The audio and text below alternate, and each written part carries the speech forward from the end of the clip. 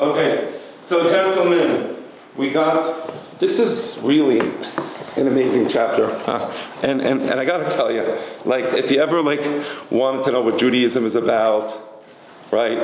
The basic principles, the basic stories in the Torah, the characters and the stories, this is a chapter to study. If you study no other chapter in Gemara for the rest of your life, which is not something I would say you should study on. But if this is a chapter to study. So we're going to be starting with the Mishnah. Let me say to you the way the Gemara works.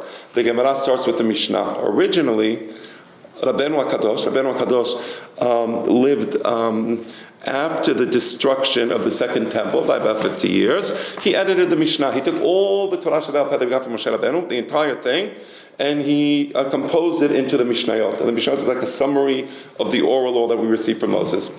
Later on, in Babylonia primarily, they decided to write a Perush on the Mishnah.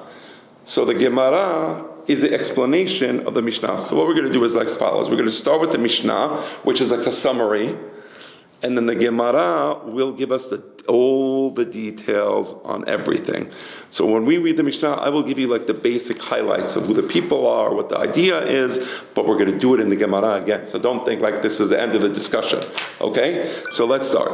Kol Yisrael, yesh lahem chelek le'olam haba. Number one, every Jew, every member of Israel has a portion in the world to come.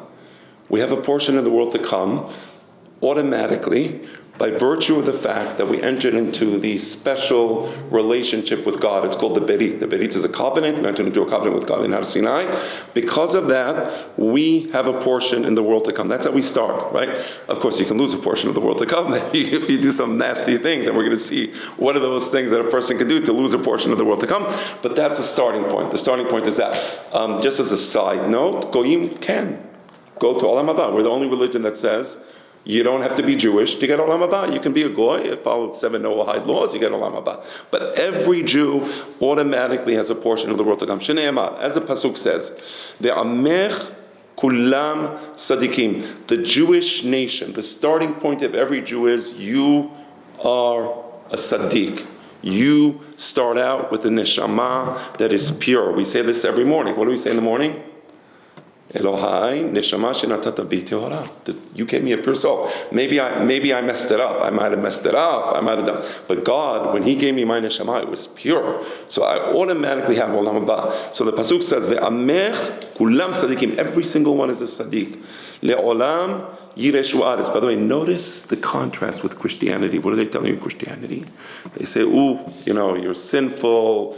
You're bad." You need what? You have to become good. You have to become good. You need the priest to kind of like bring you into the world to come. No, we believe every person is wonderful. Every person is a sadiq.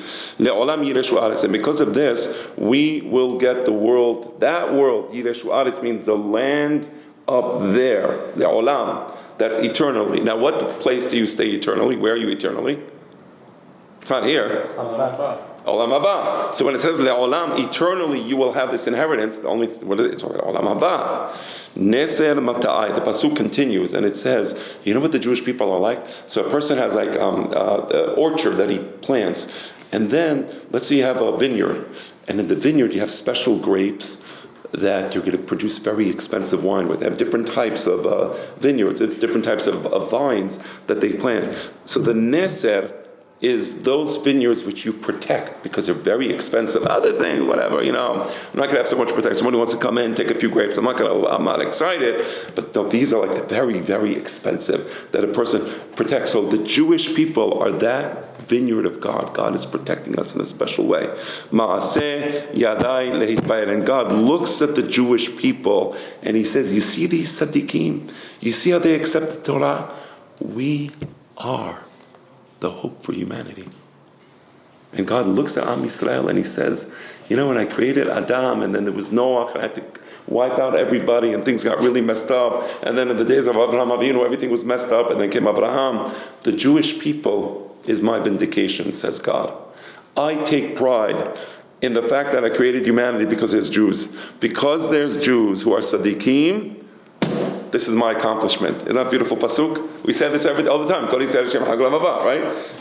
So now you know what it means. I think it's a little controversial because it's saying like Kol Yisrael Yisrael. Yeah.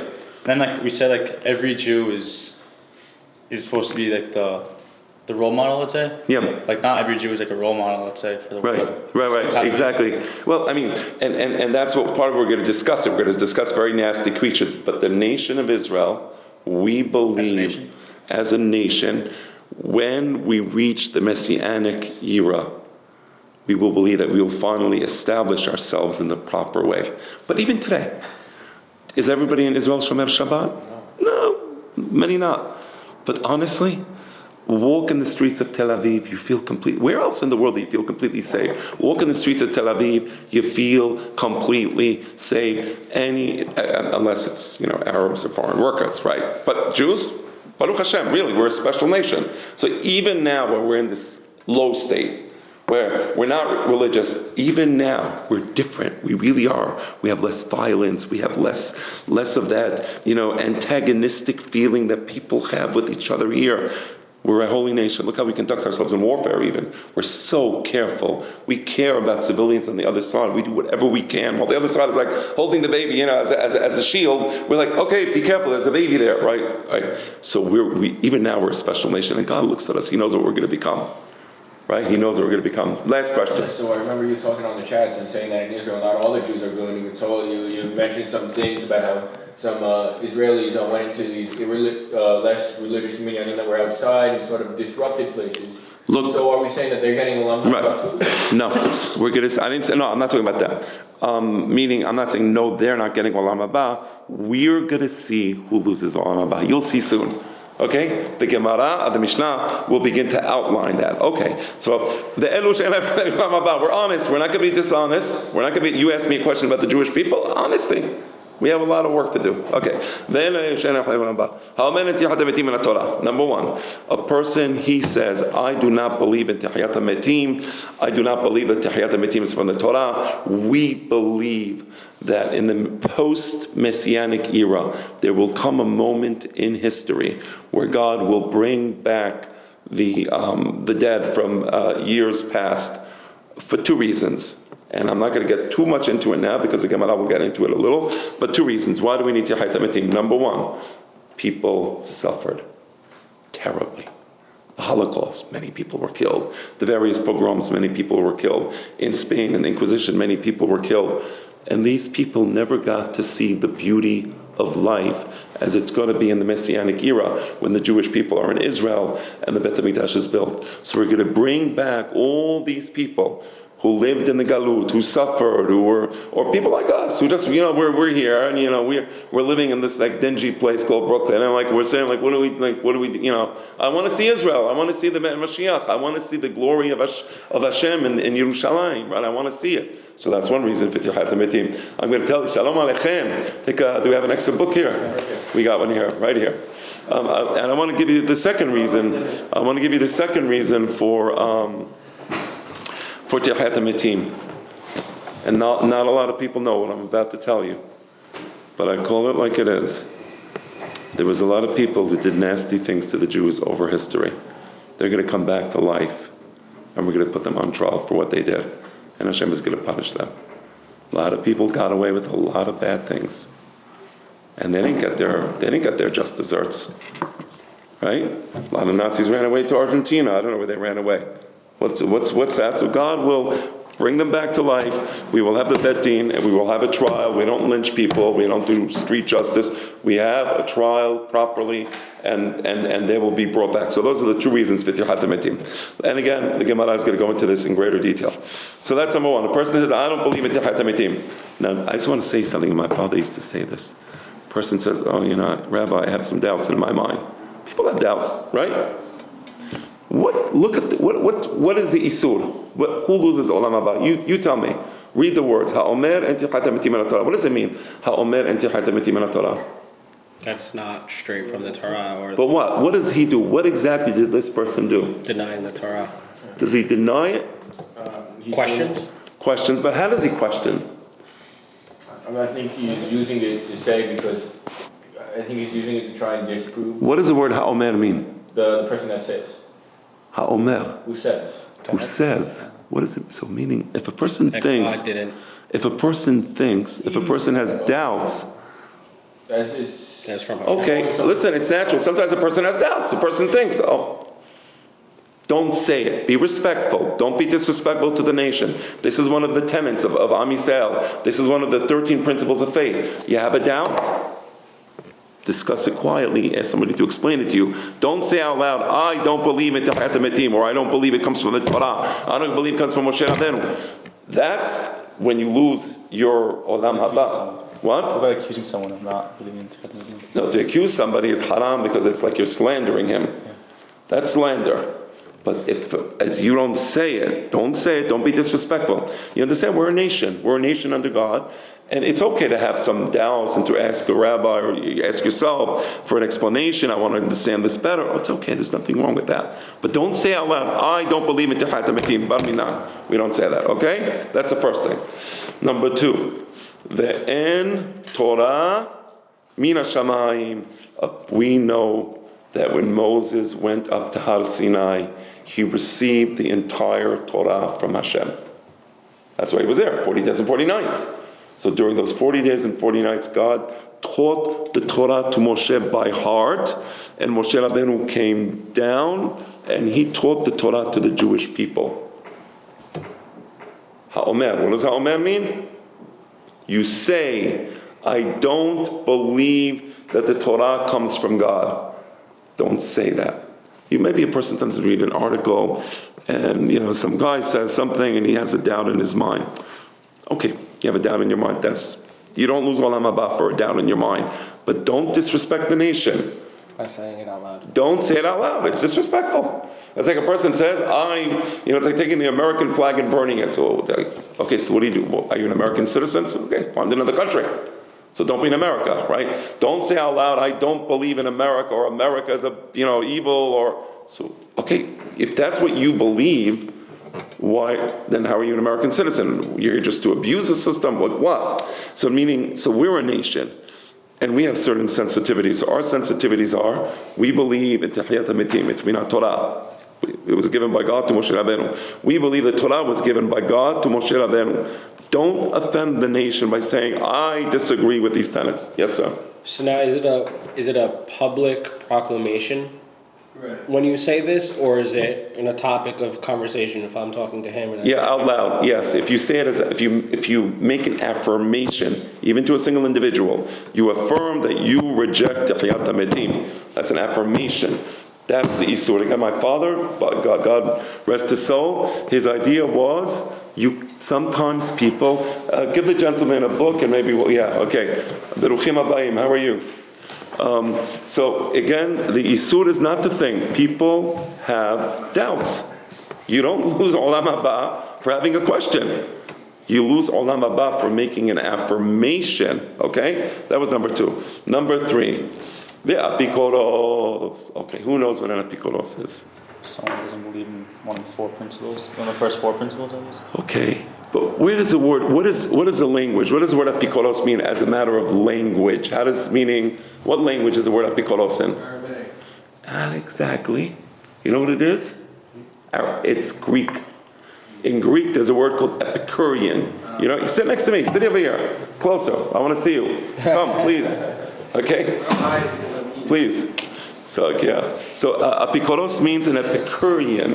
What is that? So there was a class of people that they used to have the following idea.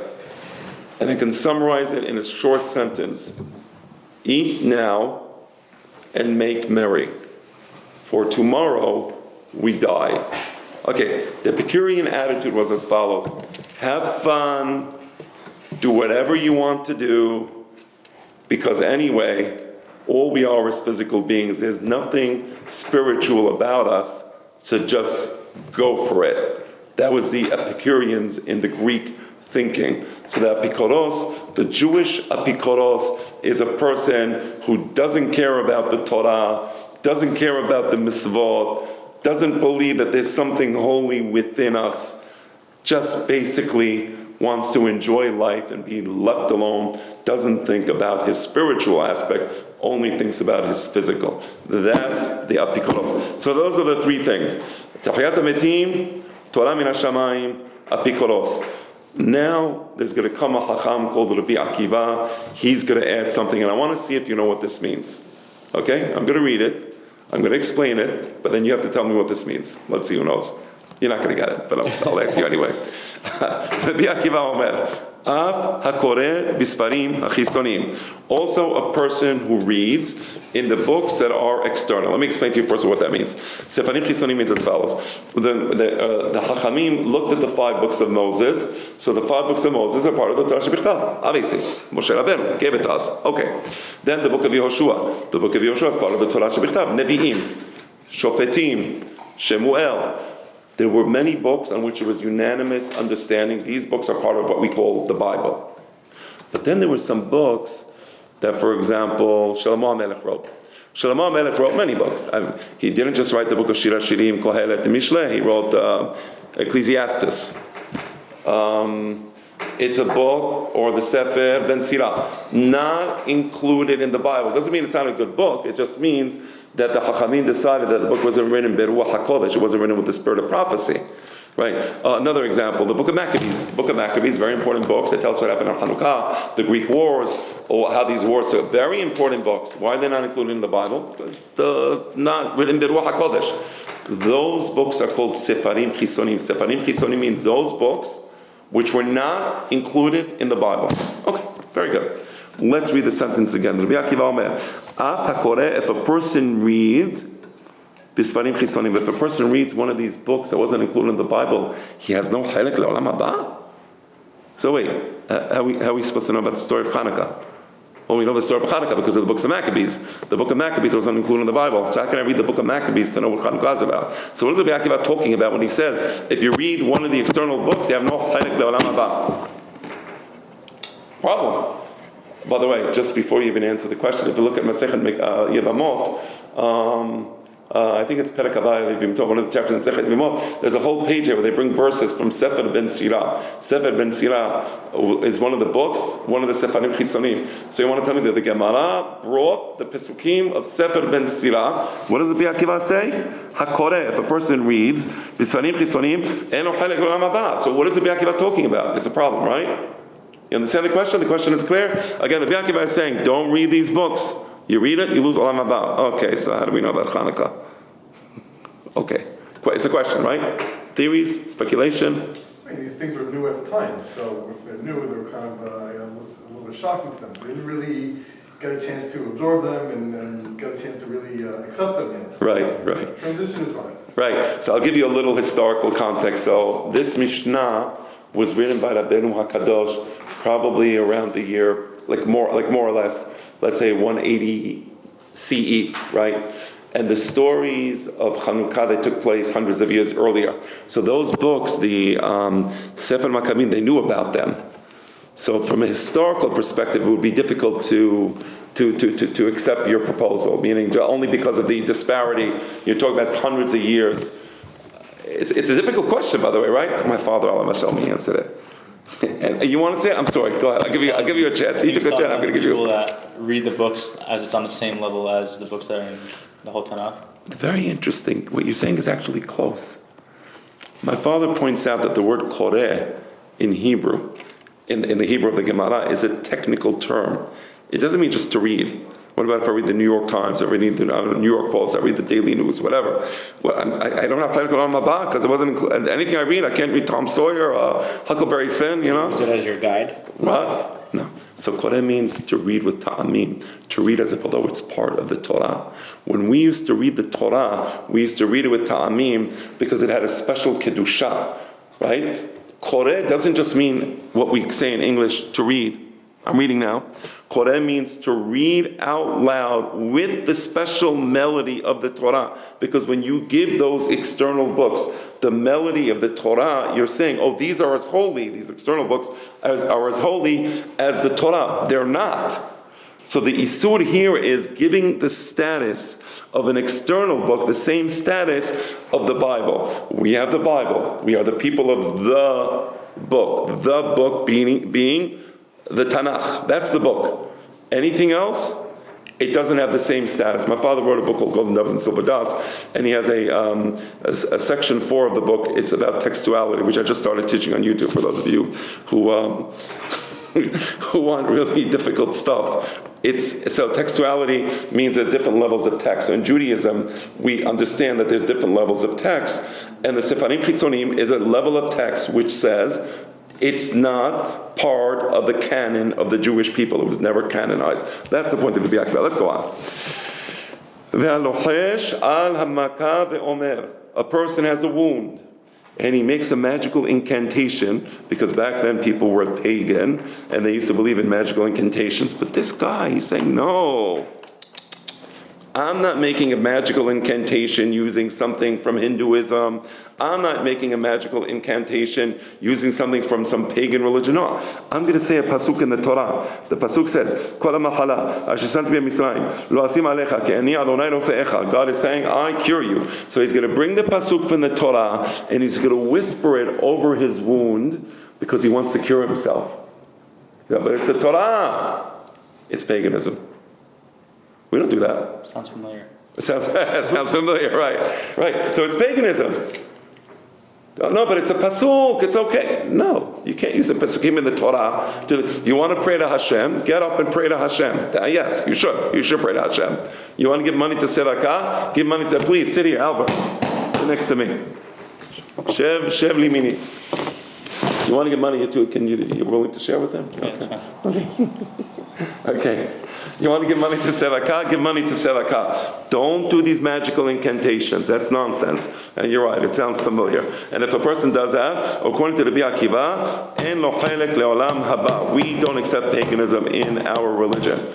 Abba Shaul Omer. So is Tehillim the canonized book? What? Is Tehillim the canonized? Yes, absolutely. And that's why Tehillim has ta'amim on it. That's why it has the ta'amim. It has the ta'amim to tell us this is how you read it. You look at Sefer Maccabim, So no ta'amim. When people say Tehillim with some sort of intention, is that like, oh, this Tehillim will cure? Okay, hold on. Good question. There's a difference between praying to Hashem. For example, some Tehillim have to do with a person is oppressed by his enemies. So you say a Tehillim. You're basically saying the same prayer that David HaMelech said for your situation. There's nothing wrong with that. That's not that's prayer. But when this person is Lohesh, you say he's making a magical incantation, right? That's paganism. So to speak to the wound, paganism. To speak to God, Judaism. You understand the difference between paganism and Judaism? Yeah. Good. Let's continue. Abba Shaul, another one of the Tanaim, one of the great Tanaim, his name was Abba Shaul. Omer, Av hahoget Hashem be'otiotav. If a person, we have the spelling of God's name, Yod, the letter Yod, the letter He, the letter Vav, the letter He. Okay, that's the spelling of God's name. We don't know how to pronounce that name. We don't know how to pronounce that name, but if somebody says, I'm going to try to pronounce it anyway, so he'll vocalize it as he wants to vocalize. By the way, and I want to say more than that. Nobody knew how to pronounce God's name. In the days of the Bet HaMikdash, the Kohanim, they would say Birkat Kohanim. Now when they would say Birkat Kohanim and they would get to God's name, they wouldn't say it the way we say it today. They wouldn't say, Yevarechecha, Yevarechecha, Amonai, Amonai. They would actually pronounce God's name. But they would do it in a way where they would all be saying it at a slightly staggered way with the melody mixed in, so people listening wouldn't know how to pronounce God's name. They didn't want people to do that. It's haram. So how would the Kohanim learn how to say it? So the Kohen Gadol, he had a special chamber in the Bet HaMikdash where he would take his Kohanim, I think once every 10 years, every 20 years, he would bring the new Kohanim and he would teach them the pronunciation, because they needed to use it for Birkat Kohanim. Okay, now, if a person takes the name Yod, the letter He, the letter Vav, the letter He, and he pronounces it however he pronounces it, it doesn't matter if it's correct or incorrect. That's sacrilege. We don't pronounce the name of God. And Bar Minan, that's according to Abba Shaul, you lose Olam Haba. So again, we started out with the proposition, everybody has Olam Haba, but you can lose it, so be careful, right? Okay. So the idea is, again, just to summarize, What do you say in the morning when you wake up? Elohai neshama shenatata bi tehora. God, you gave me a pure soul. Each one of us got a pure soul. Again, not like the Christians. Christians say you're a sinner, you're no good, you're impure, you're defiled, and you're really not worthy, but we're going to take you in, just make a good donation to the, right? We say the opposite. Do you need me to get Olam Haba? No. You don't need to make a donation to the Knesset. I don't know, whatever. I mean, I'd like you to. I don't. I'm not going to lie, but I'm not going to. You have to have Olam Haba. No, you got a pure soul. God gave you a pure soul, right? So you automatically get Olam Haba. Each one of you should know you're kedoshim. You're holy. God made you holy. It's an amazing idea, right? So, but we have to be careful. We can mess it up. So these are the things that could potentially mess it up, right? All right, let's continue. So that was the first thing. All right. Now the second Mishnah. This is, again, we're reading only the Mishnah now. We didn't even get to the Gemara yet, okay? And later on, I sent a poll on the WhatsApp chat. Let me know if you want to have food next week. I don't know what you guys want. If you prefer food, don't prefer food. I'm open. I want to make you guys feel good and, feel like, this is what you want to do. So, not just for the beautiful Torah that we're studying, but if you're hungry and you want to eat, then we should accommodate that. Baruch atah Adonai Eloheinu melech haolam shehakol na'am b'dbaro.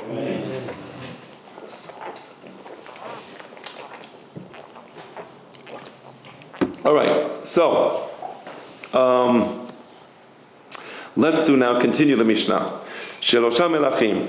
There are 3 kings of Israel, and there are 4 simpletons that do not get a portion in the world to come. Let's read it now. And again, the Gemara is going to go into much greater detail, but I want to give you the highlights now so you know what this is about. Here are the 3 kings of Israel that do not have Chalek L'Olam Haba. Number 1, Yerovam ben Nevat. Let me tell you who Yerovam was. He was in the days of King Solomon. Let me tell you what happened. Amazing story. Really, just... Each one of these stories that made Shlomo, do me a favor, take a picture. Are you okay if I take a picture and just, yeah? Okay. Yeah, sure. Take a picture over there, get us all in the photo. Yeah. Use your special photography skills. Okay. Chazit is not going to be in the picture, so Ike, you'll take a picture with him. Can you do a selfie where you're standing in the, do like a selfie. You can, I want you to be in the picture also. Yeah, exactly. So. How do you do the timer? Oh, the time, I'll show you. If you bring it to me, we got a timer there. It's on the bottom. It's a thing. Here. You see it? I don't know how to use iPhone.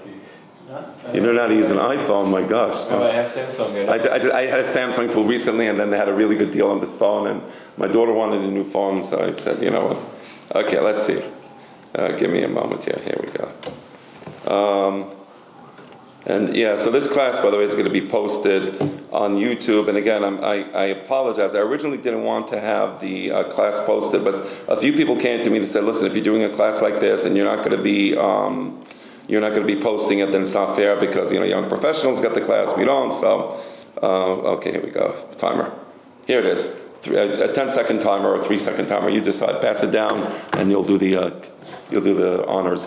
So there are 3 kings, and there are 4 simpletons that do not have Chalek Le'olam Haba. The first one we said is Yerovam ben Nevat. Yerovam ben Nevat is the king of Israel. He is one of the 3 kings that doesn't have Chalek Le'olam Haba. Let me explain what happened to him. This was in the days of Shlomo HaMelech. 6.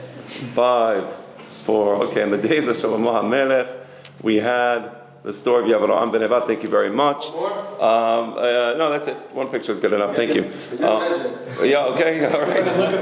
Okay. Look like you're studying. We got to make this look good. We got to, But seriously, Yerovam ben Nevat, he was in the days of King Solomon. Let me tell you what happened with King Solomon. King Solomon married 1,000 women. The Torah says don't marry lo yad velo nashim, because if you marry too many women, they're going to incline your heart. He said, listen, I'm the smartest man that ever lived. I can marry as many women as I want. Nobody's going to incline my heart. He married 1,000 women. They inclined his heart. Okay. Never bet against the Torah. Okay. So here's the thing.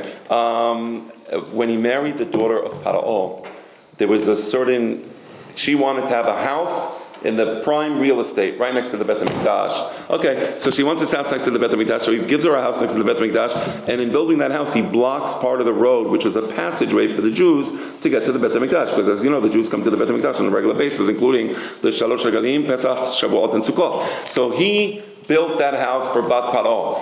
People were outraged, and this Yarovam ben Nevat gets up and he says, "This is terrible. You know, you're like married this Bat Paro first of all, right? The daughter of Paro, and you converted her. Okay, you converted her. Fair enough. Obviously, needless to say, but still. And then you give her this house and block off the road." So people were angry. So Yarovam ben Nevat made a big deal, and Ahiyah Shiloni came to Yarovam ben Nevat. He took off his cloak. He tore his cloak into 12 pieces. He gave Yarovam ben Nevat 10 pieces. He said, "If you go in the ways of God, you will be the king forever. You will be the king. That's it. I'm angry at Shlomo HaMelech."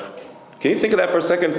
David HaMelech was supposed to be, it was his dynasty. Ahiyah Ashkeloni, and a Navi comes to him, he says, "You're going to be the king. That's it. I'm giving you 10 pieces, 10 tribes will be yours. 2 tribes I'm going to give it for David HaMelech, because I promised to David HaMelech, so I can't take it all away. You're going to have 10, he's going to have 2. What happens? Shlomo HaMelech finds out that Ahiyah Shiloni spoke to Yarovam ben Nevat. The guy runs away to Egypt. Shlomo HaMelech eventually dies. His son Rehavam wasn't very intelligent. The father was brilliant. Obviously, the son is not so brilliant, not the sharpest crayon in the box. So he messes it up. There's a rebellion. 10 tribes rebel against Rehavam, and they end up civil war. Yarovam ben Nevat returns from Egypt. He takes over the 10 northern tribes. Just like Ahiyah Shiloni said would happen. Who's left? Rehavam left with 2 tribes, Levi and Yehuda. That's it. What happened to Yarovam ben Nevat? He became very corrupt. Absolute power corrupts absolutely. He was a very corrupt person. He didn't like the fact that people were going to Jerusalem, because on the holidays you go to Jerusalem. So he built 2 Eglei Zahav. He built 2 golden calves with temples with 2 golden calves, and he said, "Ele Elohecha Yisrael, these are your gods, Israel. You don't have to go to Jerusalem." He blocked the road to Jerusalem. Anybody wanted to go to Jerusalem, the road was blocked. He said, "You go to these 2 temples from now on, and this is where you're going to pray."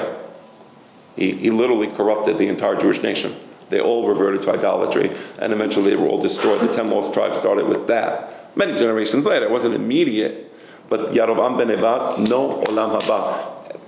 Think of that for a second. He could have been like the Lord. He could have been it. He could have been the king. Mashiach would be from Yarovam ben Nevat. Boy, did he blow it. Okay, we're going to study about that. Again, the Gemara is going to go into great detail, but I just wanted to give you the highlights so you got it. Okay, next. Who's the next one? Is Ahav. I can't find it here. Ahav. Ahav was a descendant of about a few generations after Yarovam ben Nevat. He was also the king of the 10 tribes, and he married a Phoenician woman from Lebanon, and this woman was obsessed with the idolatry of Baal. She was obsessed with it, and basically Ahav, at the advice of his wife, killed all the Nevi'im, killed all the prophets. He wanted to make sure that there's no one there preaching the law of Moses. The only one he couldn't kill was Eliyahu Hanavi. So Ahav versus Eliyahu Hanavi, that's a big, so many stories of that, struggle. Again, we're going to read about Ahav. We're going to study about him. So I don't have to give you the whole story now, but I just want to give you the highlights. No olam haba. And finally, the third one is Menashe. I don't see. Here it is. Menashe. Menashe was a king a few generations after Ahab. This time, this Menashe is not a king of the northern kingdom, the 10 tribes. He's a descendant of David HaMelech. Menashe, he was obsessed, and this is like, you're thinking like, what the? Like, how can this be? But he was obsessed with the Canaanite ritual of burning children to the gods. So he was so obsessed with it that if anybody stood in his way, he would kill them. So the Jews that didn't want to participate in this ritual, he killed them, which is like, what did you just say? Yeah, that's exactly what I said. And he's one of the 3 kings that doesn't have Chelek L'Olam Haba. Again, we're going to study about Menashe. His father was a great tzaddik, and he was a terrible rasha. Okay? Rabbi Yehuda Omer, Menashe yesh lo Chelek L'Olam Haba. There's an argument as to Menashe. Everybody agrees that the guy was a Rasha Merusha. Everybody understands that he did Avodah Zarah, that he burnt children to the sacrifice of the Molech. And everybody knows that he killed people. But the Yehuda says no. He ended up making teshuvah at the end of his life. And here's what happened. שנאמר, the pasuk says, this is in Divrei Hayamim, ויתפלל אליו, וישמע תחינתו, וישיבהו ירושלים למלכותו. That's a pasuk in Divrei Hayamim. I'll tell you what happened. He had a fight with the king of Assyria. The Assyrian king entered Jerusalem. He took Menashe captive. He took him back to Assyria. And he started torturing him to death. Literally torturing him to death. The Divrei Hayamim says he was burning him on a fire. Now this guy's a Rasha Merusha, you understand, but he's a descendant of King David. As he's being burnt alive, he suddenly remembers his great-great-great-great-great-grandfather, David HaMelech, and something sparks in his neshama, and he begins to cry out to God in a way that we can't even imagine. And God did a miracle for him, and somehow he came back to Jerusalem. And the pasuk says that he returned to his throne. So the Yehuda says, because he made teshuvah, the pasuk says, "Vayishiveu Yerushalayim lemalchuto." God brought him back to Jerusalem, and he was a king of Jerusalem again. He made teshuvah. God made a miracle for him. He has olam haba. Amru lo, the Chachamim say, you're wrong, Mr. Rabbi Yehuda. Lemalchuto heshivo velo lachay olam haba. God returned him to Jerusalem. God didn't return him to olam haba. Now, one of the reasons he doesn't get, according to this opinion, it's a machloket, by the way. Machloket. The people who say he doesn't get olam haba is as follows. Very nice, he made teshuvah, mabruk. Okay, great. You killed all these people, first of all. They're not coming back to life. You forced many people to make avodah zarah. They're odeh avodah zarah. You forced many people to kill their children or to burn their children on the fire. You made teshuvah for yourself. Wonderful. All these people are going to be in, no olam haba because they did avodah zarah, and you're going to be in olam haba. That's the reasoning of the Chachamim, that it's wonderful that you did teshuvah. We took you back to Jerusalem. You're in Jerusalem. Okay, fine. God forgave you. You're the king of Jerusalem. You ain't going to olam haba. Again, it's a machloket. I'm giving you both sides. I love this about Judaism. Judaism allows for like a certain diversity of thought, right? And we can think, and we can we don't have to be, nobody's holding you tying you by your arms. This is what you must think. No. Here it is. Is this person? Yes, some people say yes, some people say no. It's all legitimate. It's all good, right? All right. Let's continue. So those are three kings. What about the four hedyotot, the four simpletons? Arba'ah, hedyotot, and here are the four people, not kings, that Bil'am. Bil'am was the one who cursed the Jewish people. He was actually a goy that reached a certain intellectual, spiritual level, and he could have gone into Olam Haba. But because he decided to curse the Jewish people, God took it away from him. That's Bil'am, right? You remember the story with Bil'am and his donkey, right? You remember that story? Balak. Vayar Balak. Min Sipor Et, right? You remember Balak. So the Jewish people are about to enter Israel, and Balak, he sees them and he gets scared and he brings Bil'am to curse them, right? Sorry, Rabbi, is this a Yod Semen Akal, or do we learn from this that... we learn from this that a goy can have Olam Haba. Beautiful. Absolutely. We do not believe that goyim do not get olam haba. If you're a good goy, you get olam haba. Simple. Absolutely. Okay. What? We don't know. We'll get there. We'll see. We know that olam haba is wonderful, and meaning I haven't visited it yet. I don't want to go there for a while. If it's okay, please. Yeah. But to your question, yeah, we believe that a person's olam haba is according to his worthiness. So if a person is worthy and more worthy and more worthy, it's like the Gemara discusses different levels of olam haba, and you have that also in the Zohar. It brings like the 10 levels of olam haba. But you're there. It's beautiful. Right? It's beautiful. It's like living in a beautiful paradise. What I'm kind of I'm bringing this allegorically. I don't mean this in reality, but you're in paradise. So I'm okay, wherever I am in paradise. All right. Rabbi, so the pasuk is Kol Yisrael Yesh Lahem Chayot L'Olam Haba. Yeah. So is it saying that starting off, Jews have Olam Haba and then they have to earn it? Well, meaning yes and no. The goyim earning olam haba is really simple. 7. Are they guaranteed it? Meaning 7 Noahide laws. That's all. Really easy. It's easier for a Jew to lose olam haba, right? It's easier for a Jew to lose olam haba than, let me put it this way: a goy, just those 7 laws is so easy that a goy has an easier, I'm reversing, a goy has an easier time getting olam haba than us, meaning we can mess it up. There's a lot of things that we can do to mess it up. All he has to do, 7 Noahide laws. Don't murder, don't rob, don't commit adultery, don't eat Eved min achai. Eved min achai is to eat an animal alive while it's alive, right? Like they do it in China. Sometimes you've seen the whatever. Okay, not getting into that. Birkat Hashem, don't cursing God. Chas v'shalom. Avodah zarah, idolatry, and the 7th one is you have to have courts which judge people according to these laws. That's it. Nothing more. Simple. Okay, let's go on. So one was Bil'am. The other was Doeg Ha'edomi. Wow. So he was terrible.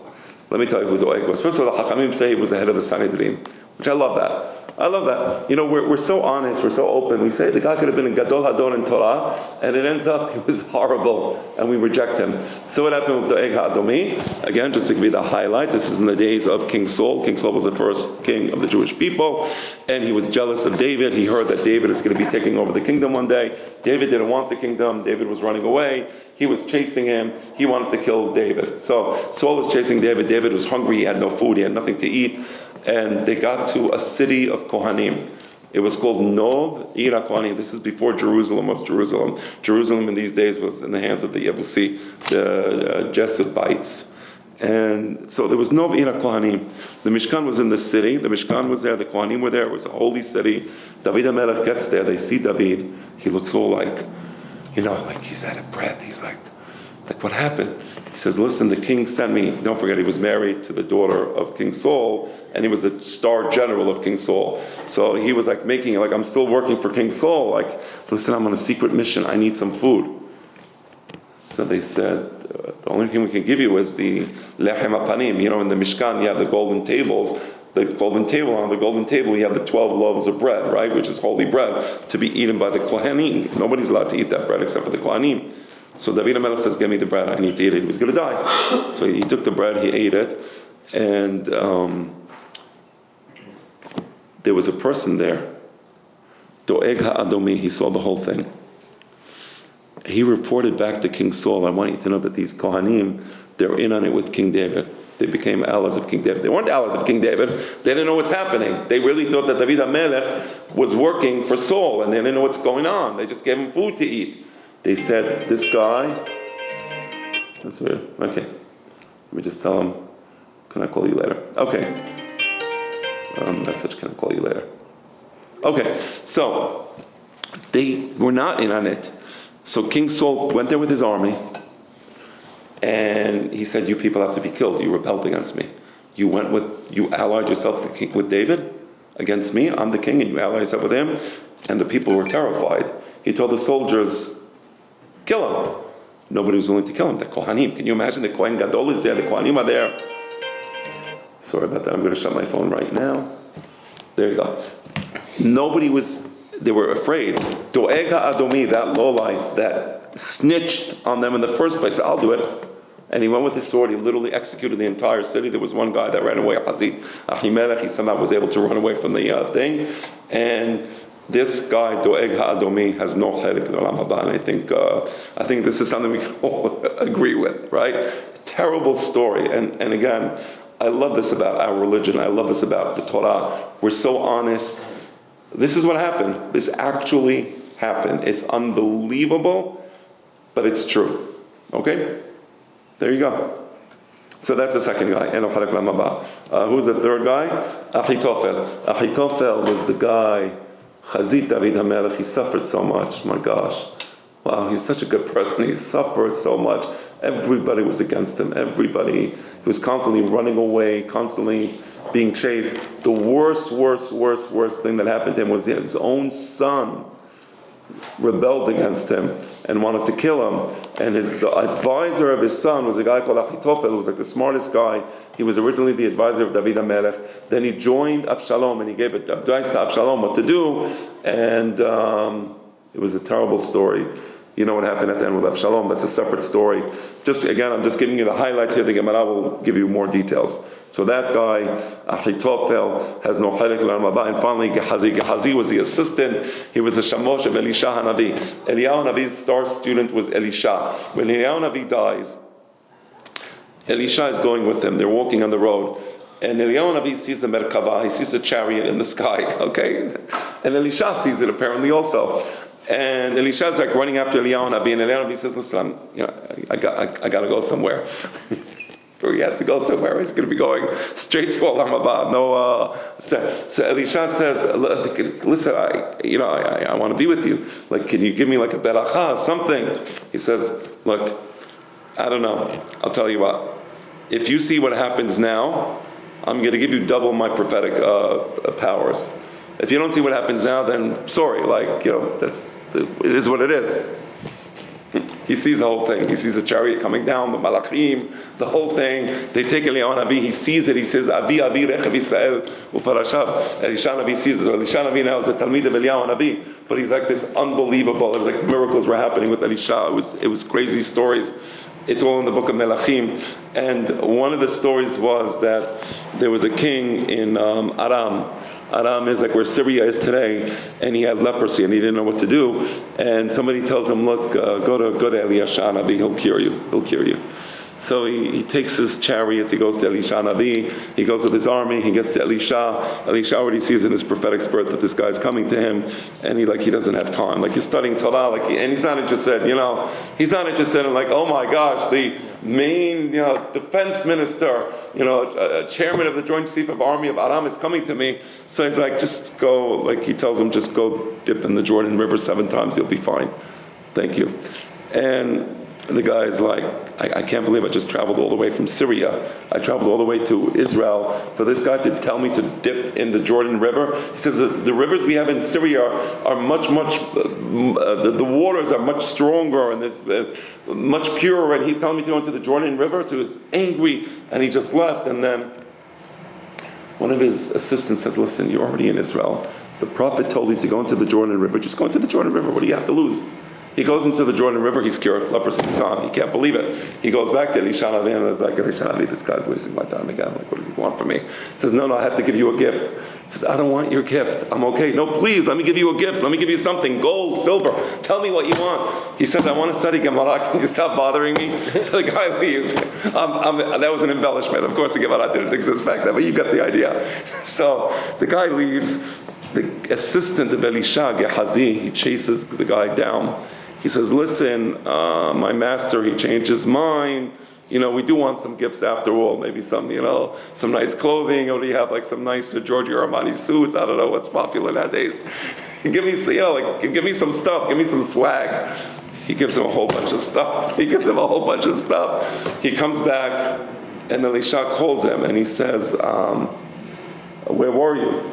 He says, I don't know. He says, listen, I know where you are. I saw everything. And he says, just so you know, the leprosy that was on that general is not going to be on you. For the rest of his life, he had that leprosy. He was uncured. He lost his Olam Haba for that. Okay. Well, it's crazy. It's a crazy story. Some swag. Swag, yes. I don't know. I don't think it was worth the swag. I would have kept Olam Haba in good health and not have the swag. So that's it. That's a Mishnah. Okay. Before we start the Gemara, we have about 10. Is everybody okay going to 9:45? I don't want to. I think it's a good time. Good. Yeah. Okay. So is that for ruining someone else's name, essentially? It's because it's so disrespectful. The Jewish prophet, Hacham, it's not about money. I don't need your money. That's what he's telling him. I don't need your money. So it's a false representation. Of course, and he lied. He makes it. We don't. I'm not. By the way, it's just me. Again, I don't.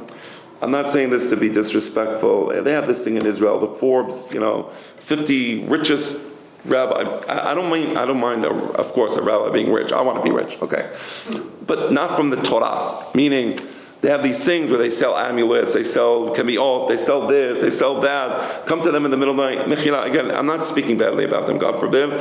I'm just saying it's not my style. And it's not the style that my teachers taught me. So that's the story. Meaning, if I said a prayer and God cured you, that's it. God cured you. Thank you. Just say thank you to Hashem. and let it go. We don't like promoting this type of, this type of money making machine. It's just not. You see what I'm saying?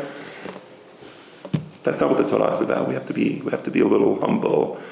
If I give somebody a beracha, and God has mercy on that person, and the person, something good happens, beautiful, thank you Hashem.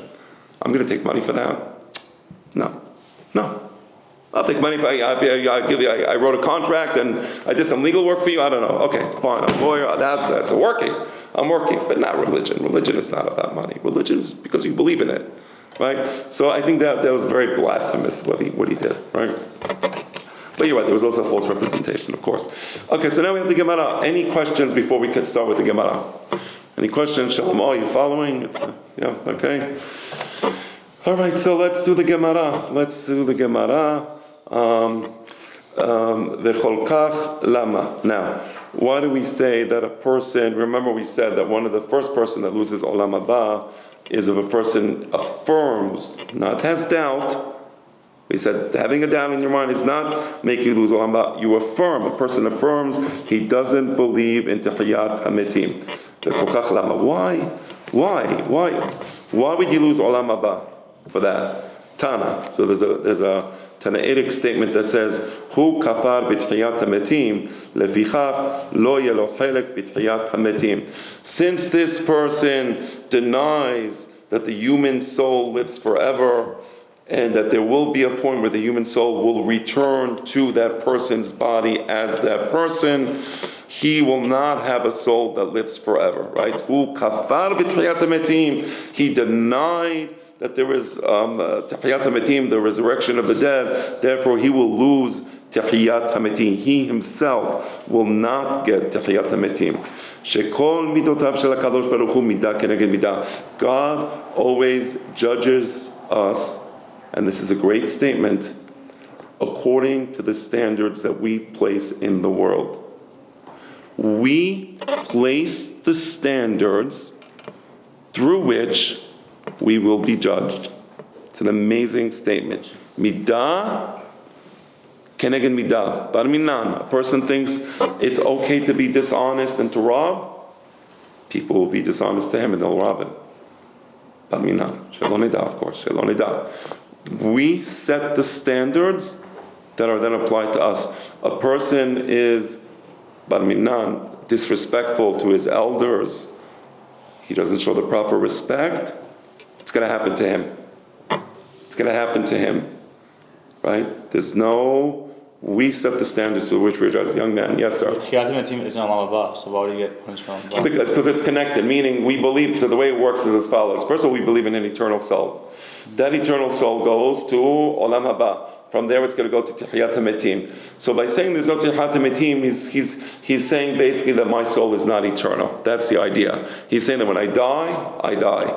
And we believe, no, that the soul is eternal. It's going to go to Olam Haba, and it's going from Olam Haba to Olam Hazeh. And he's affirming that he doesn't believe in this, right? And therefore, midah keneged midah. As Rabbi Shimon Nachmani says in the name of Rabbi Yonatan, how do we know that God always judges us according to the standards that we set forth? You slander people, bar minan. People are going to slander you, right? I'm just giving you another example. Shene'emar, vayomer Elisha. Okay, so here's the story. Here's an example of how a person is judged according to the standards that he placed. Shene'emar, vayomer Elisha. Elisha, remember we spoke about Elisha? He was the one who the king came, not the king, the head of the army came to, had leprosy, and then he dipped in the Jordan River 7 times, and the leprosy was cured. So this is the story in the days of Elisha. There was a terrible, terrible, terrible famine. I mean, people were literally starving to death in Israel. There was nothing to eat. There was insane description of the famine in the book of Melachim. And Elisha said the following. He was standing in the king's court. People had nothing to eat, and he said the following. Shem'u devar Adonai. Listen to the word of God. Ka'et machar, tomorrow, at this moment in time. It's 10 in the morning, let's say. 10 in the morning tomorrow. Se'ah solet b'shekel. There's going to be so much food, they're going to be able to buy a large sack of solet. Solet is semolina flour, good, high quality flour. B'shekel, with 1 shekel, nothing. B'satayim se'orim, you're going to be able to buy 2 satayim, 2 big packs of wheat. B'shekel, nothing.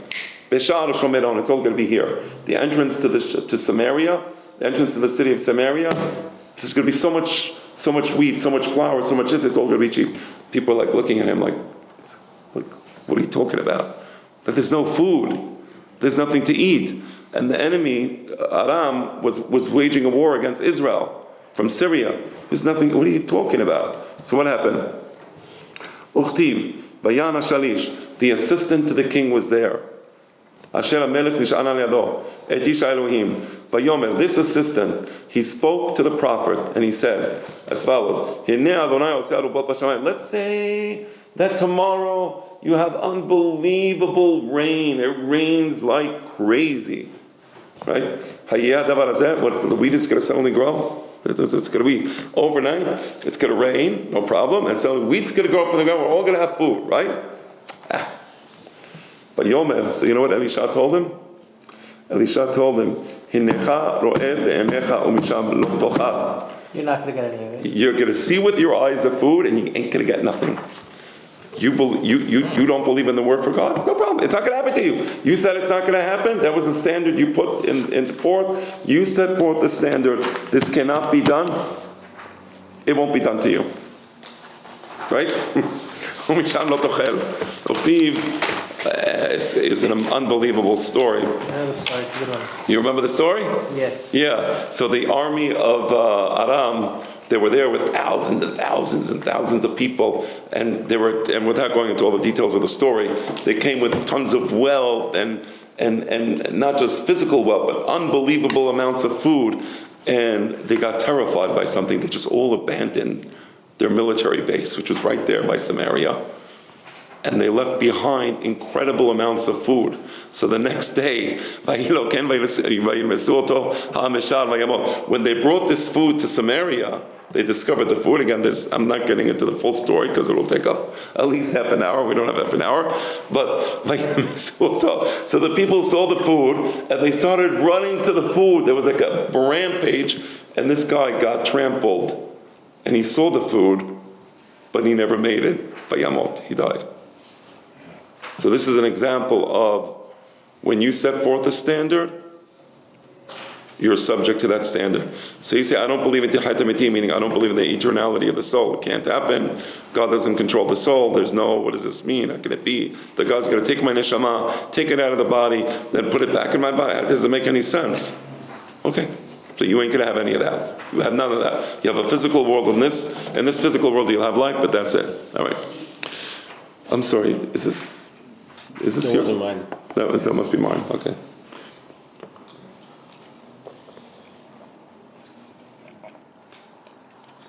The Gemara asks a question. Do we really learn from this story that a person sets forth the standards by which he's judged? It could be that because Elisha Hanavi cursed the guy. Standard, no standard, midah, no midah. The guy just cursed him. That's the reason. Rav Yehuda said in the name of Rav, Kilelat Chacham afilu al chinam miba bar minan. Listen, it's in the days of not too long ago. The previous generation had Chachamim. That if they said something, it was. You have to be very respectful, right? If chas v'shalom, even by mistake, a Chacham, there's cases in the Gemara where the Chacham says something to the person and it happens, even though it was based on a misunderstanding, and even if he didn't deserve it. It's crazy stuff. So don't bring me the fact that Elisha cursing this person is proof that a person lives by his standards. He cursed the person. This is Elisha, right? So they're saying that story is not a proof for the proposition. The They push back, they answer, and they say as follows: If that was the case, that it was Elisha's curse that brought about this person's death, the pasuk would have said, "Vayilmesuhu," they trampled him, "Vayamot," and he died. But it doesn't just say that. It says, "Vayilmesuhu to'am bashar." It says they trampled him right there in the shar. The shar is the entrance to the city. Why does it emphasize that it happened in the shar? My shar, aliske shar, to teach us.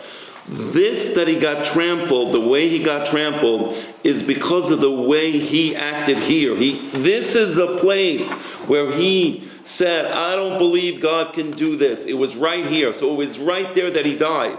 If it was the curse of Elisha, who cares where he dies? If God cursed him, he cursed him, right? Doesn't matter. But the pasuk emphasizes that it happened in the Shah to teach us that that's the reason. He set forth the standard, lack of belief in God, and he expresses it out loud. You shouldn't express that out loud, and that's why he got judged that way. So that's the end of this particular story. Now we go back to a very interesting question. We said in the Mishnah that Tahiyat HaMetim is Milat Torah. Now I want to explain something to you. This is really important. People make... There's a little confusion. Okay, I want to explain this. When something is Milat Torah, when Moshe Rabbeinu came from Har Sinai, everything that Moshe Rabbeinu brought from Har Sinai was from the word of mouth. God spoke, God's speech, God's speech to Moses. He taught him laws. The laws that God taught to Moshe Rabbeinu is the Oraita. That's Minat Torah. Now, the Pesukim, later on, Moshe Rabbeinu wrote the Pesukim in the Torah. Now, you're telling me that Tahiyat HaMetim is Minat Torah. It means that that's among the things that God spoke to Moshe Rabbeinu. Where do I see in the Torah some hint to this idea that Moshe Rabbeinu believed in Tahiyat HaMetim, that God spoke to Moshe Rabbeinu the idea of Tahiyat HaMetim? Where do I see this in the Torah, right? You're saying it's Minat Torah. Where? So that's what we're going to do now. Amar Rabbi Yochanan. Where do we see Tahiyat HaMetim in the Torah? Right? Shene'emar untatem mimenu et terumat Adonai le'Aharon HaKohen.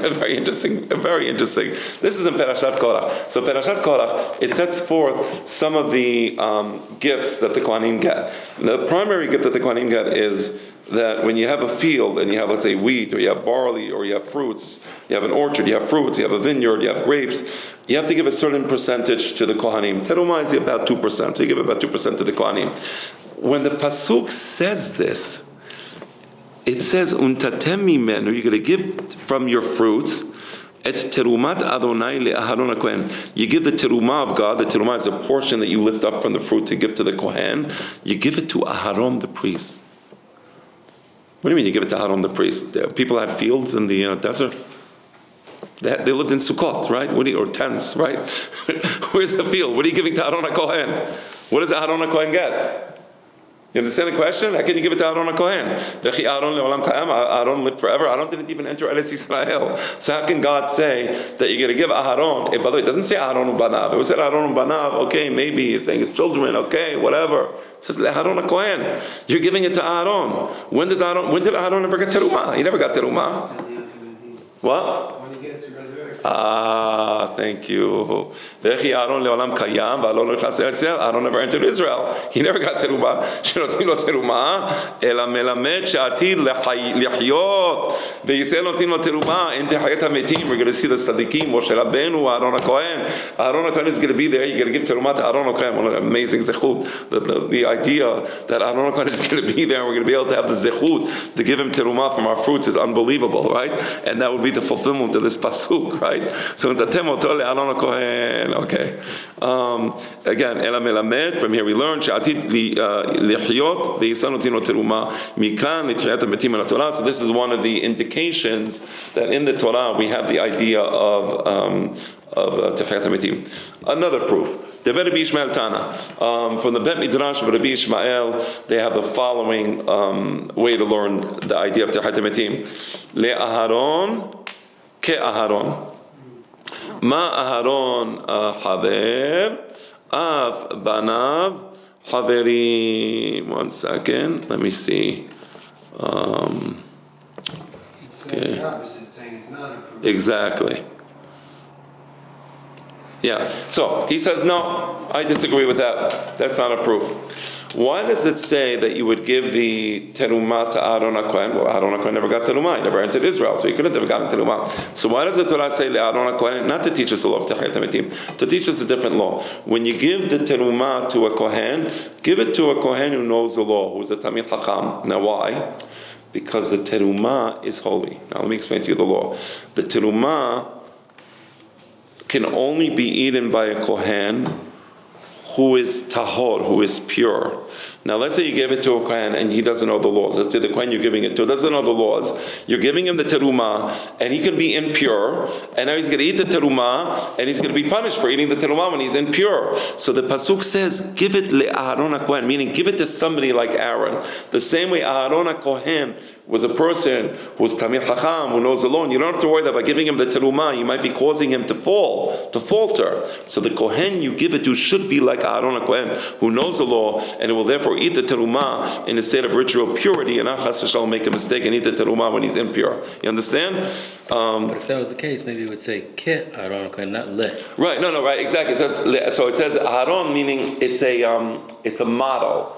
It's a model for the type of person that you should give terumah to, right? So when tatem oto le'Aaron Kohen, because you couldn't say in Hebrew when tatem oto ke'Aaron, because then the sentence won't make it. It has to say you will give the terumah to Aaron. So le'Aaron means to Aaron, ke'Aaron means the sentence will be, and you're giving the terumah like Aaron. It doesn't make sense. So it's saying the reason it says to give the terumah to Aaron HaKohen is to teach us the law that it should be somebody like Aaron, meaning it should be Tamil Chacham, because otherwise he can make the mistake of eating terumah when he's not pure.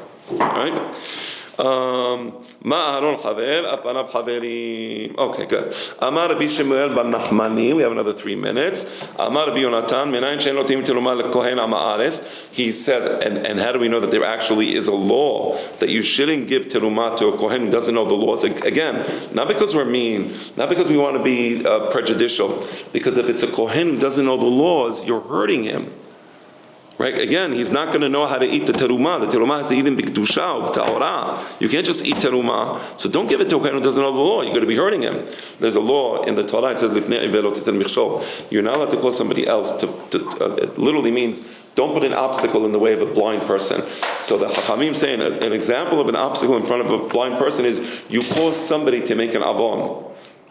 You can't cause somebody to make an avon. I can't put it here, I don't know, let's say something, a non-kosher drink. What's non-kosher? Non-kosher food. I put non-kosher food here, and I know you're going to eat it. It's haram. You just ate that. The person who does that, isur deoraita. Lifnei velo titan michshol. You can't cause somebody to make an avera, right? Lifnei velo titan michshol. So if you give this terumah to a kohen ama'ares, it's haram. You're causing him to make a sin. Right? So anyway, how do we know this law? So the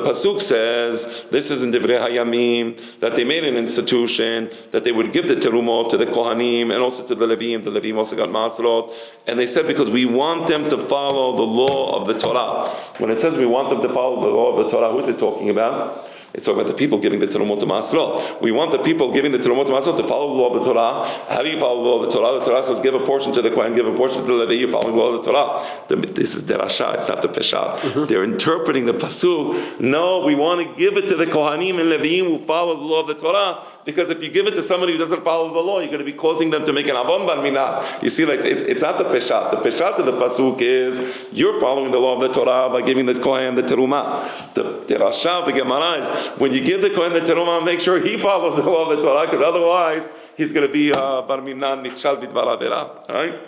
All right, very very nice. Anybody who follows the Torah, yesh lo menat, he gets a present. If a person doesn't follow the Torah, en lo menat, right? Because otherwise you're causing them to trip. Okay. Actually, let's finish it. We have another 60 seconds. Amar Rabbi Yehuda, Amar Rabbi Hamar, Rabbi Yehuda, כל הנותן תרומה לכהן המארץ, כאילו נותנה לפני ארי. מה ארי? ספק דורס ואוכל, ספק אינו דורס ואוכל. אף כהן המארץ, ספק אוכלה בטהרה, ספק אוכלה בטומאה. Okay, we'll stop here. Okay, we'll stop here. Put the, if you have a page mark, put the page mark in so next time we have it. Any questions? Yeah, clear? Yeah, please. From Midah, can I get Midah? Yes. Is that solely for this world, or does that also apply? Yeah, so b'midah she'adam odeh, if a person, let's say, was very cruel, ban minan, chas v'shalom, they're going to judge him. Now, maybe he got punished in this world. If he got punished in this world and he paid his debt, we'll go to Olam Haba, he won't have to pay his debt there. But you got to pay the debt. Whether it's here, whether it's there, the debt has to be paid. Right? Any other questions? Yeah. I haven't read it in a long time, but in Rambam writes in the Mishneh Torah, I think there's 24 different things that all derives from here. That are me'akevim et teshuvah. Some of them are, yes, some of them are. There's 24 things that prevent a person from making teshuvah, and some of them are going to be learned in this chapter. Yes. Same idea of knocking on the wall. Yes, exactly. Same idea. Gentlemen, what a pleasure. Thank you so much. If you're not on the WhatsApp group, I put you on, right? I think you're on. You're not. Give me your number. I'll put you on the WhatsApp group. What? Texting you. You're perfect, and like that, I'll be able to put you on.